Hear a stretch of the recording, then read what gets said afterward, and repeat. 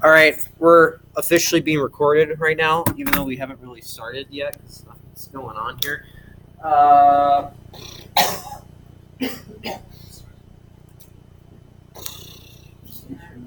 Where did they go? It disappeared. The ink so doesn't exist. All right, I'm gonna find them. We've already burned away 5 minutes here.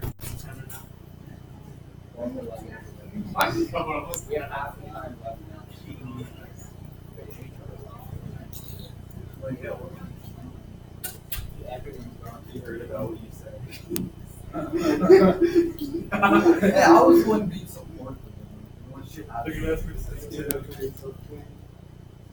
Alright, now we can get started.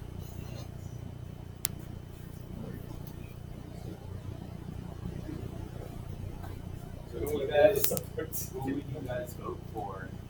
Like, assuming you were old enough.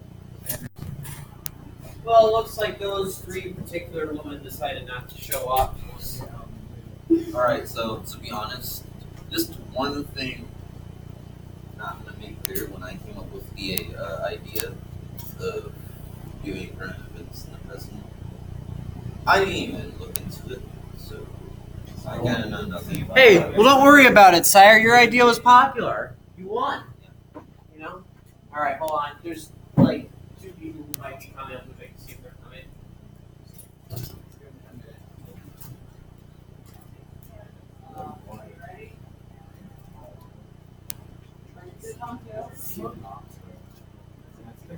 I don't know. Of course you broke it. I was already like you broke it. Thank you. Hey, just so everyone's aware, you are on video. Because for the sake of transparency, we're recording debates. We have a YouTube channel. We want to be transparent. Besides, we're a democratic republic. That's all about transparency. When I say we, I'm not referring to the United States. I'm referring to the debate club. So I think we're ready to get started here, right, everyone? Yeah. Yep. So, should I begin with what I have to say here? Thank you. Awesome. Sick. Then, so good afternoon, everyone here today. So today we're talking about who should be the next president of the United States. Since November next year, we are having elections in this country, and most of us in this room will be old enough to vote. Sorry, people in the back.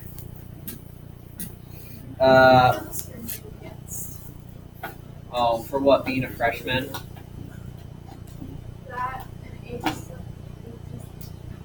All right, listen here, kid. Back in my day. All right, just kidding. I love you, boomers. You're like the cool generation.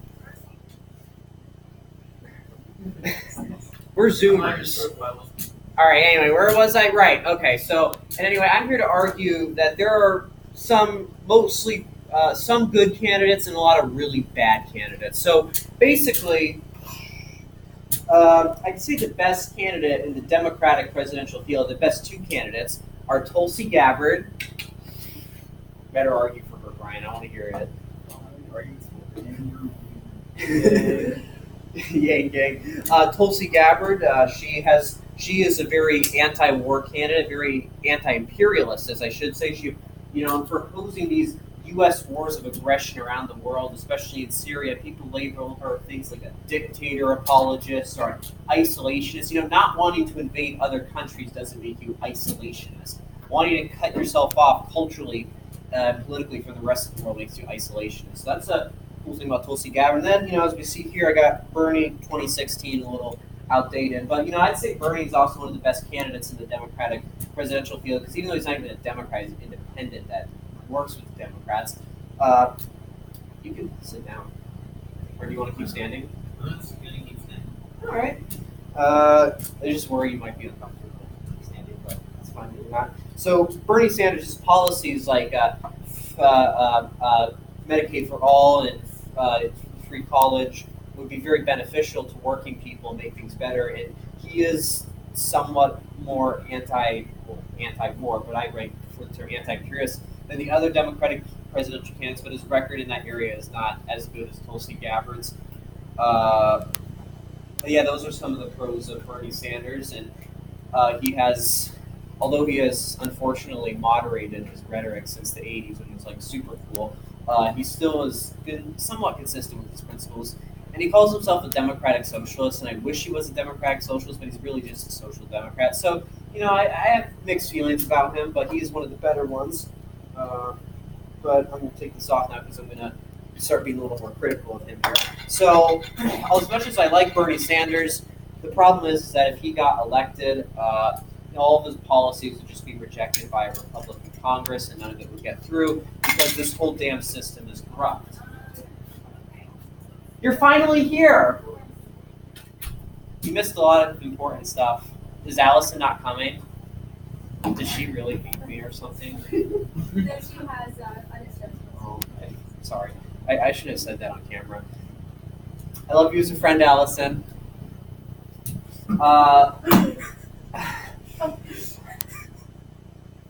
I love all of you. Oh. You're welcome, Brian. Anyway, back to the who wants this? Here you go, Brian. You want it? No, not to keep, just to look at. Oh, I would not. Just to look at. So anyway, another candidate, a third-party candidate, my favorite candidate is Gloria La Riva and her running mate Leonard Peltier. They're third-party candidates running under the ticket of the party I work with, the Party for Socialism and Liberation. And their candidacy is about showing the flaws of the capitalist system and showing that a better system, a system that is more fair and just for the working people, socialism is possible. And I am a socialist, as I think we all know. A socialist, a progressive, anti-imperialist, proletarian internationalist, all of those things. But yeah, I think that they're not going to win because they're third-party candidates, but I would support them as a protest probably because, let's be honest, Bernie's probably not going to get the nomination. Tulsi Gabbard's not going to get the nomination.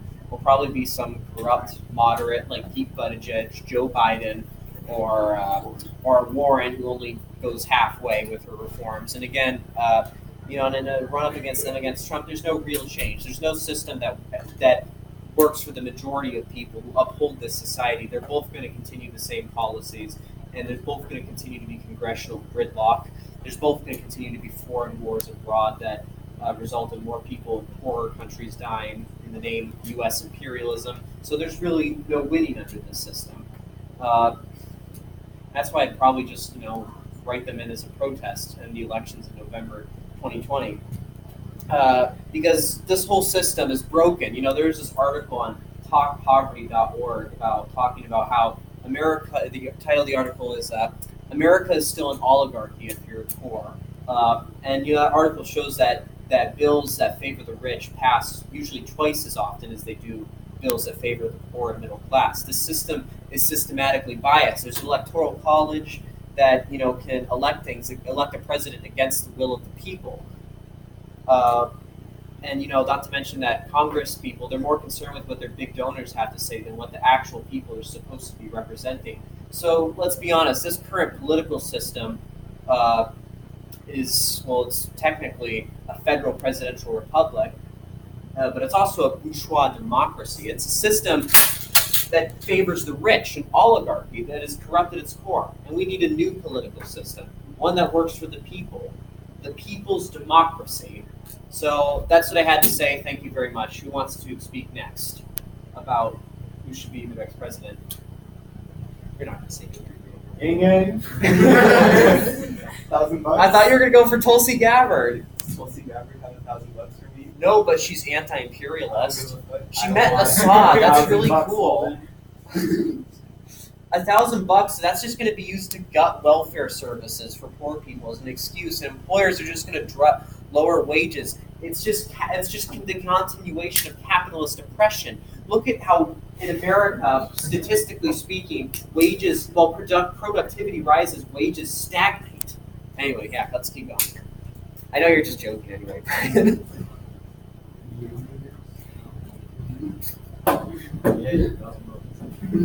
All right, looks like Andrew Yang's pretty popular here. US all the time. Yeah. You know, what if there was an election, Brian? What if in the election only Zoomers could vote? Wait, what do you say? You get $1,000 a month. Yeah, it's you. Yeah.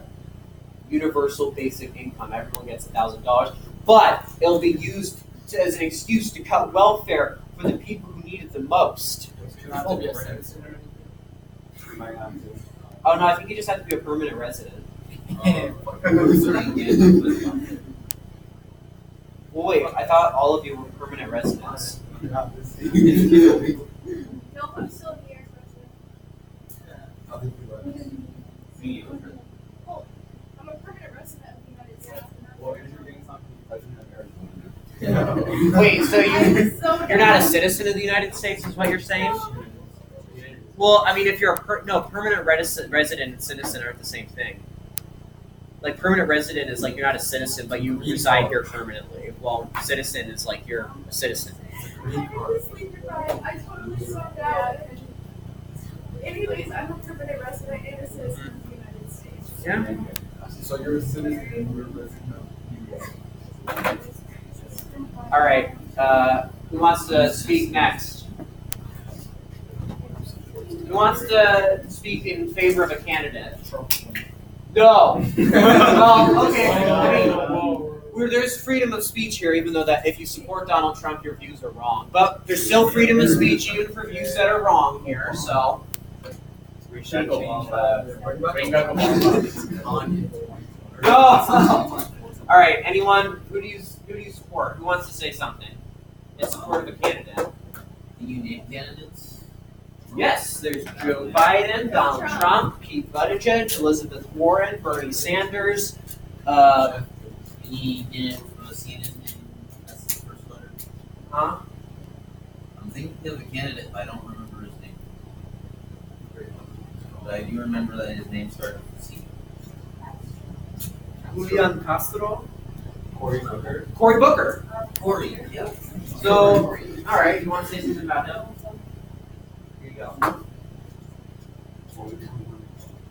Vote for Ganondorf. Who? Ganondorf. Who's that? Epic game.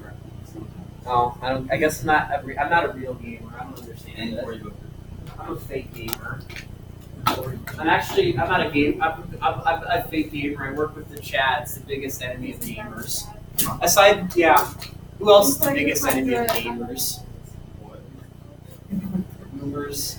All right, I'm going to stop before I go down a rabbit hole of memes that are too far to be shown on camera here. Because we're all being recorded right now, by the way, in case anyone didn't know that. The camera's right there. So, Olivia, you have something to say. Yeah, tell me why I shouldn't vote for Trump. Because Donald. Oh, right, I forgot to talk about Donald Trump. I'm trying to find the link wall. So, Donald Trump is an enemy of the people. He was raised into luxury. He doesn't understand the concerns and needs of the ordinary working people who uphold society, the proletariat. And he is incompetent. He has very little sympathy for other people. There's what he's done in Syria. Has created is a geopolitical disaster and has already resulted in thousands of deaths because of the Turkish. He's enabled the Turkish imperialists to invade northern Syria and do some pretty terrible things. And we all know Turkey does not have a good history in the Middle East, Armenian genocide. And I'm sure the Turks would love, the Turkish nationalists, not all Turks obviously, the Turkish nationalists would love to commit a genocide against the Kurds. It's hard to kill 30 million people. But yeah, there's what he's done in Syria is definitely one of his biggest failures. He doesn't have much empathy for other humans. He's about himself. And also, there's what, and yes, this is, there's what, is that his policies, as an executive, he has, a cabinet, and one of those is the Immigration and Customs Enforcement, and they have carried out very horrific atrocities on the border, including deportations and detainment of families and children. And yeah, Obama did do that too, and Obama is just as wrong for it as Donald Trump is. They're all sick for what the actions that happen against Latino migrants. So mostly what I'm hearing is all of the issues you have with him as a person, not as a president. No, both. Well, okay, but I'm not gonna state my side on political views or if I like him or if I don't. I'm just like said he doesn't care about his family and his people. I'm sure he cares about his family. I just don't think he cares about most people. This is definitely actually. No, it's not. It's good. It's like going. No. It was one of people. And then also about his race and luxury and not necessarily understanding the farmers' division in America. I would just say the farmers also need, workers in urban areas. Okay, but that's a large part of his society. He's a businessman, which is pretty great for countries. If I'm correct, since he's been in presidency with the economics in the United States, has gotten better throughout. Poverty rates have decreased, job rates have increased, job loss has also increased. All right. Well, yeah, and that's true. But there's already been economic growth in the last few years, so that's not really due to his policies. He hasn't had any significant economic policies, other than withdrawing from the Trans-Pacific Partnership. Was actually probably one of the few good things he's done. But there's also again that wages continue to go. Our wages continue to stagnate while productivity continues to rise, and inequality continues to go up. And that shows that it's not just Donald Trump, but the whole system of capitalism is stacked against the workers. Now that I said that, I hate Trump, but Oh. Well, thank you for, I guess, showing another viewpoint. My biggest issue with Trump is he thinks that climate change is a hoax, which is definitely not okay. He says it's a hoax created by the Chinese, and he pulls back the Paris Agreement, along with the only other two countries in the world being like Syria and Nicaragua. Well, Syria and Nicaragua. Yeah, which is not a great crowd to be associated with. What's wrong with those countries? They're impoverished, and one of them's in civil war. Yeah. The other one's like. But what's wrong with Nicaragua? We got socialists. That's pretty cool. Okay, whatever. Anyways, it's also he's a businessman, but he's not good at business. I mean, I'm sure you've heard about all the money he's lost before, but he's also horrible with the whole trade war on China. Everybody's been distracted by Trump's clown of a presidency that nobody's realizing the shit that China's doing in Africa and Asia, and it's trying to be a bit ridiculous because as soon as Trump presidency started, China's been making a ton of moves in Southeast Asia and Africa and debt trapping all these African nations and taking advantage of geopolitical. It's a bit ridiculous that nobody's taking it. Well, if you look at them Chinese imperialism, that's okay, but we lost less imperialism. Well, all right. Glad that there is no double standard. By the way, what I was saying about Nicaragua, I just know there's the Sandinistas. I don't actually know that much about Nicaragua, so please don't get angry at me. I'm ignorant on that. So where were we? Right. Oh yes, I agree. Climate change is real, and the United States is the only country which is not signed, which is pulled out of the Paris Agreement. Every other country on Earth is in the Paris Agreement, and climate change is real, and we need to do something about it. Yes. What is the Paris Agreement? It's an agreement that about how countries are going to work together to fight climate change for reduced temperatures. Isn't that global warming? Yeah, same thing. I think it's the same thing. I don't know. I'm not very scientifically minded. You're right. Global warming is about I resent the the STEM more, words. the more there is, the harder it is. The more CO2 emissions, the harder the Earth gets. Yeah. Basically the greenhouse effect. And it will melt the polar ice caps, which will result in rising sea levels, which will flood cities and coasts and displace hundreds of millions of people. And conservatives complain about refugees so much, but climate change happens. They'll flood all these cities and create a huge refugee crisis. The entire nation of Bangladesh, which has 140 million people, would be completely underwater. So that's 140 million people that need a new home, and that's a Muslim nation. I know one thing conservatives hate is Muslim refugees. So how would you guys like 140 Muslim refugees? Obviously, you wouldn't like that. But at the same time, I don't want to appeal to conservatives' racism to get them to fight climate change. So I should probably be careful with that. Wait, where are you going? Is it over? Wait, hold on. Did you want to say any closing remarks? Yes. Come on. I just want to say something if I like Donald Trump. Okay, you want to say anything, Maria? Is there anyone who wants to give any closing remarks? You forgot.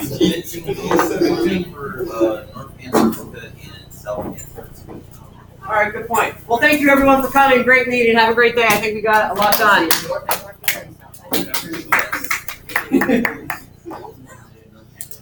All right, how long does this go on for? 20 minutes.